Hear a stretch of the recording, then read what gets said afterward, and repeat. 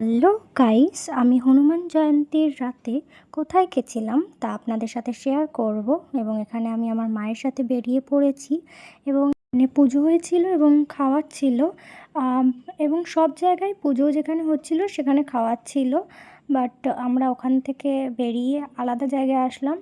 ওই জায়গাটাতেও আরেকটা মন্দির ছিল এবং এখানে এসে ঠাকুর প্রণাম করলাম। এই যে এখানে হচ্ছে হনুমানজির মন্দির, আর এটা হচ্ছে এই যে এটা হনুমানজির মন্দির।